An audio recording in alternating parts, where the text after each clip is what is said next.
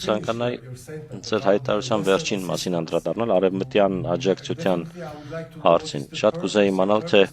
ինչ նպատակով եք եկել Լեհաստան եւ երախտապարտ եմ, որ նախքան վաղվա քաղաքական հանդիպումներ դուք որոշեցիք Լեհ փորձագետների հետ այս հանդիպմամբ սկսել։ Կառավարությունը նախկինում էլ այս տարածաշրջանին աջակցել է ժողովրդավարական գործընթացին արդիականացմանը։ Մենք շատ առատաձեռն ենք եղել եւ արդյունքները այնքան էլ լավատեսական չէին, որովհետեւ նույն սխալները չկրկնվեն։ Ինչպես եք տեսնում Լեհաստանի եւ Եվրոպական միության դերակատարումն այս իրավիճակում, որպեսզի խաղաղությունը մնայուն դառնա, որպեսզի ձեր երկիրը, ձեր հասարակությունը ավելի լավ հեռանկար ունենա, տնտեսական հեռանկար ունենա եւ ժողովրդավարական գործընթացը շահի։ Ինչ հիմնական նպատակով եք եկել Լեհաստան եւ ինչպես եք տեսնում մեր աջակցությունը։ Շատ շնորհակալություն, ինչպես նշեցի, մենք արդեն ունենք 2022-ից սկսած մենք շատ կոնկրետ աջակցություն Եվրոպական միությունից եւ Լեհաստանից ստանում ենք, քանի որ ինչպես ասացի, Եվրոպական քաղաքացիական դիտորդական առաքելության տեղակայումը Հայաստանի տարածքում եղել եւ մնում է շատ կարեւոր։ Մյուս կողմից վերջին տարիներին մենք համագործակցում ենք Եվրոպական միության հետ ժողովրդավարական բարեփոխումների օրակարգի հիման վրա։ Կարծում եմ Եվրոպական միությունը Հայաստանի ամենահուսալի գործընկերն է ժողովրդավարության ամրապնդման հարցում մեր երկրում։ Մեկ լուր էլ կա, անցյալ տարի մեր խորհրդարանում ընդունվեց օրենք Եվրոպական միությանը Հայաստանի անդամակցության գործընթացը մեկնարկելու մասին, ինչ խոսք այդ օրենքը շատ կարևոր խթան է մեզ համար շարունակելու համար ժողովրդավարական բարեփոխումների օրակարգը։ Հիմա սակայն նոր հնարավորություններ են ի հայտ գալիս մեր տարածաշրջանում եւ մեր երկրում եւ այժմ մենք քննարկում ենք, թե Եվրոպական միությունը ինչպես կարող է ներգրավված լինել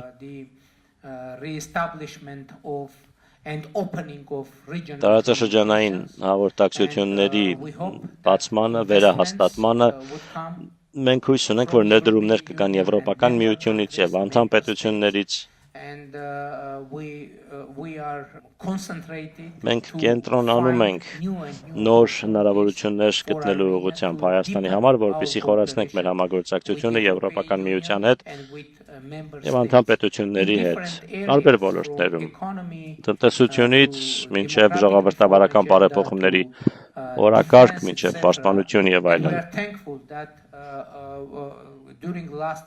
Եվ մենք երախտապարտ ենք, որ վերջին տարիներին Հայաստանը մասնակցել է Եվրոպական խաղաղության հիմնադրամի ծրագրին։ Այդ ծրագրի շրջանակում մենք սկսել ենք համագործակցություն Եվրոպական միության հետ պաշտպանության բնագավառում։ Ինչ խոսք ժողովրդավարության պաշտպանությունը եւ զարգացումը մեր երկրում շատ կարեւոր է եւ մենք այդ ուղղությամբ ենք համագործակցում Եվրոպական միության եւ անդամ պետությունների հետ։ Շնորհակալություն։ Մեկ հարցեր իմ կողմից, հետո խոսքը կփոխանցեմ բոլոր մասնակիցներին։ Մենք երևի դեռ 30 րոպե ունենք քննարկման համար։ Դուք նշեցիք Թուրքիայի հետ հարաբերությունների մասին, որը շատ կարևոր երկիր է, հաշվի առնելով նաև պատմությունը եւ խնդիրները։ Այդ երկիրն այսօր ինչպես եք տեսնում, արդյոք տեսնում եք նույնչափ բաց է այդ պետությունը, որքան դուք խաղաղության գործընթացի նկատմամբ նշեցիք, որ սահմանը դեռ փակ է։ Ինչպես եք տեսնում այդ գործընթացը եւ Թուրքիայի հետ հարաբերությունների հեռանկարը։ Ինչպես ասացի, մենք շատ դրական երկխոսություն ունենք Թուրքիայի հետ։ Մենք հանդիպումներ ենք ունենում մշտապես մենք խորհրդակցություններ ենք ունենում, բայց իհարկե ամենակարևոր իրադարձությունը, որը հույս ունենք տեսնել, դա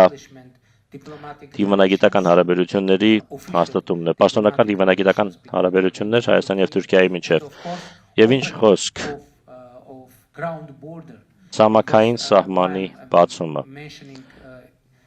Ինչու եմ ես նշում հենց ցամաքային սահմանը, քանի որ օդային սահմանը բաց է։ Մենք կանոնավոր թռիչքներ ունենք Հայաստանից Թուրքիա եւ իմ ակնկալիքն է, որ երկկողմ թռիչքների ծավալը կաճի, սակայն ինչ խոսք մենք հույս ունենք, որ ցամաքային սահմանը կբացվի եւ իմիջիայլոց մեզ նոր ենթակառուցվածք պետք կգա Թուրքիայի հետ սահմանին եւ մենք հիմա քննարկում ենք, թե Եվրոպական միությունը ինչպես կարող է աջակցել այս հարցում։ Ուստի ես հավատացած եմ, որ գործընթացը ծավալվում է եւ շատ շուտով կտեսնենք ինչ որ բան։ Առնվազն մթնոլորտը եւ մեր հարաբերությունների մթնոլորտը շատ պատրաստ է դրան։ Օրինակ, ներկայումս մենք այդ շրջանակում որևէ խնդիր չունենք։ Տպավորությունն այն է, որ կա ընդհանուր պատկերացում, որ դա պետք է տեղի ունենա, բայց իհարկե դա կախված է Թուրքիայի որոշումից, քանի որ հայկական կողմից որևէ խոչընդոտ չկա եւ ուստի մենք պատրաստ ենք ցանկացած պահի դա անել։ Իմիջիայլոց վերջերս վերջին ամիսներին մենք մի քանի անգամ հայտարարել ենք, որ նույնիսկ այսօր մենք պատրաստ ենք ուղի տրամադրել Թուրքիայից Ադրբեջան եւ Ադրբեջանից Թուրքիա ուղևորվող բեռնատարների համար ենթակառուցվածքը դրան ամբողջովին պատրաստ է եւ մենք սպասում ենք Թուրքիայի որոշմանը։ Պետրոս Վեճեգոնեշևիչը ես Հարավային Կովկասի երկրների վերլուծաբան եմ եւ երկու հարց եմ ուզում տալ։ Առաջինը վերաբերում է Հայաստանի էներգետիկ քաղաքականությանը, Մեծամորի ատոմակայանը պետք է նախատեսվում է փակել 10 տարվա կտրվածքով եւ ձեզ անհրաժեշտ կլինի նոր ատոմակայան կառուցել։ Հարցս հետևյալն է, երբ եք որոշում կայացնելու այն հարցում, թե ով է կառուցելու այդ ատոմակայանը, ամերիկացիները, ռուսները կամ միգուցե այլ պետություններ։ Երկրորդ հարցս անվտանգության մասին է Հայաստանի, կցանկանայի ձեզ հարցնել ռուսական ռազմաբազայի մասին Գյումրի քաղաքում արդեն մտածել եք դիմել Ռուսաստանին այդ բազան փակելու հարցով։ Շնորհակալություն։ Գիտեք, ինչ վերաբերում է էներգետիկային, վերականգնվող էներգետիկան նոր հնարավորություններ է բացում մեր երկրի համար, քանի որ պատմության մեջ առաջին հնարավորությունն է Հայաստանի համար, այսպես ասենք, անկախ լինել էներգետիկայի առումով։ Երկրում արևային էներգետիկան սրընթաց զարգանում է։ Դուք գիտեք, որ մեր երկրում ունենք խորհրդային ժամանակ կառուցված ատոմակայան։ Վերջին տարիների ընթացքում մենք կարողացել ենք ատոմային էներգետիկայի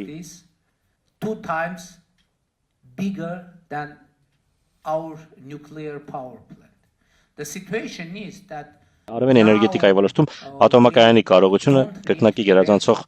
կարողություն հաստատել եւ մենք հիմա մեծ ատոմակայանի կարիք մենք չունենք հաշվի առնելով հենց նոր նշածած գործընթացները։ Ուստի մեր փորձագետների գնահատականով մեզ անհրաժեշտ է ունենալ փոքր ատոմակայան։ Ահա թե ինչու մենք նախնական որոշում ենք կայացրել, որ փոքր մոդուլային տիպի միջուկային ատոմակայան ենք ունենալու։ Հիմա մենք քննարկում ենք այդ հնարավորությունը մեր գործընկերների հետ, մենք դա քննարկում ենք ԱՄՆ-ի հետ, Ռուսաստանի հետ, Չինաստանի հետ, Հարավային Կորեայի հետ, Ֆրանսիայի հետ, եւ մենք որոնում ենք լավագույն առաջարկը մեր երկրի համար։ Եվ այս գործընթացը շարունակվում է, դեռևս վերջնական որոշում չունենք, քանի որ հետազոտում ենք տարբեր առաջարկները։ Ինչ վերաբերում է ռուսական ռազմական ներկայությանը մեր երկրում, դուք գիտեք, որ վերջին տարիներին ինչ-որ բան տեղի ունեցավ եւ մինչև 2024 թվականը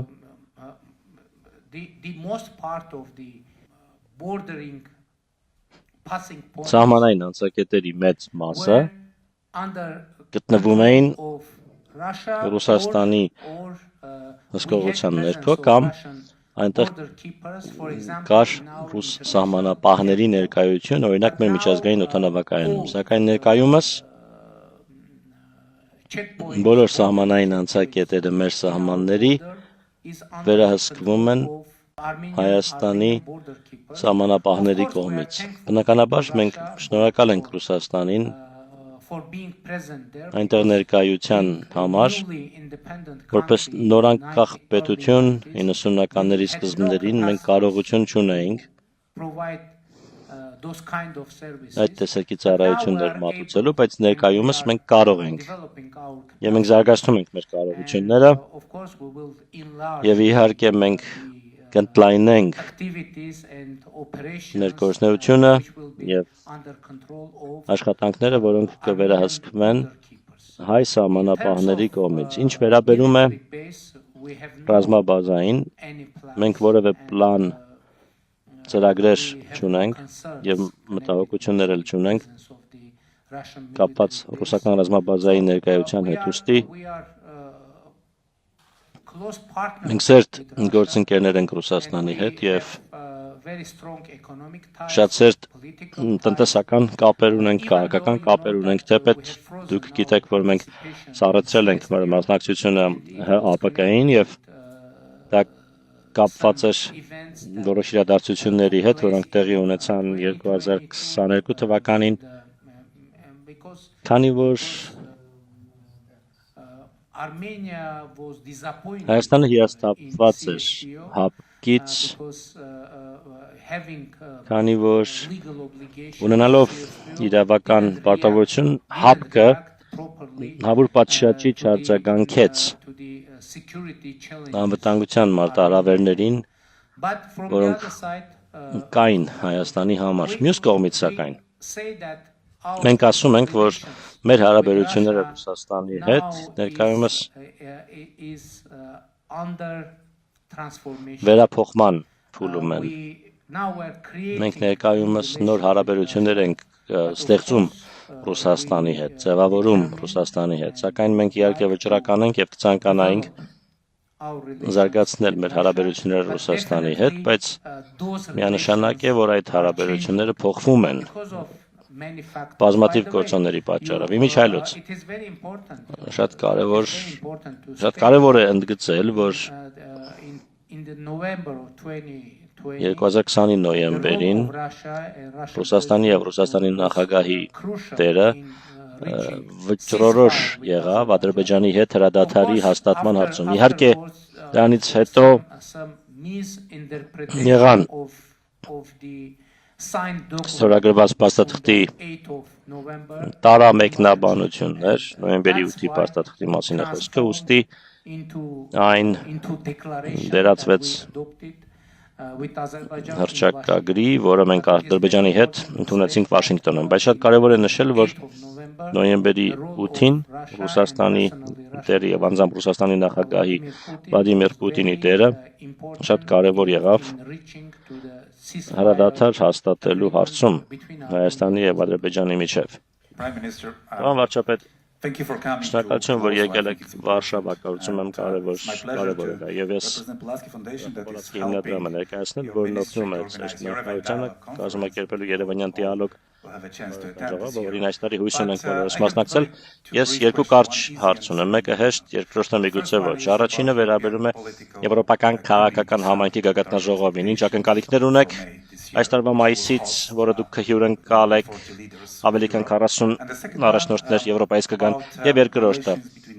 ԱՄՆ-ի եւ Իրանի հարաբերությունները։ Գիտեմ, որ դուք լավ հարաբերություններ ունեք Իրանի հետ, բայց եթե իրենք փոխզիջում չգտնեն եւ լինի ճգնաժամ տարածաշրջանում, ինչպես դա կազդի Հայաստանի կայունության եւ ընդհանրապես գործընթացի վրա։ Շնորհակալություն։ Ինչ խոսք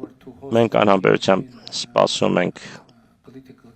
Եվրոպական քաղաքական համայնքի գագաթնաժողովի Երևանում այս տարվա մայիսին հյուրընկալելու, դա մեզ համար մեծ պատիվ է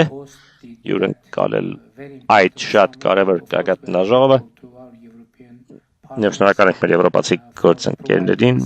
նման հնարավորություն մեզ Հայաստանին ընձեռելու համար։ Դա շատ քաջ եւ խիզախ դրսևորում կլինի հարաբերությունների նոր փուլը կվկայակոչի Հայաստանի եւ եվրոպական քաղաքական համայնքի միջեւ։ Ինչ խոսք դրանով նաեւ կճանաչվեն այն ձեռքբերումները, որոնք Հայաստան ունեցել է որպես ժողովրդավար պետություն, ինչ վերաբերում է Իրանին եւ ԱՄՆ-ին։ Գիտեք, Հայաստանը փոքր համեստ պետություն է։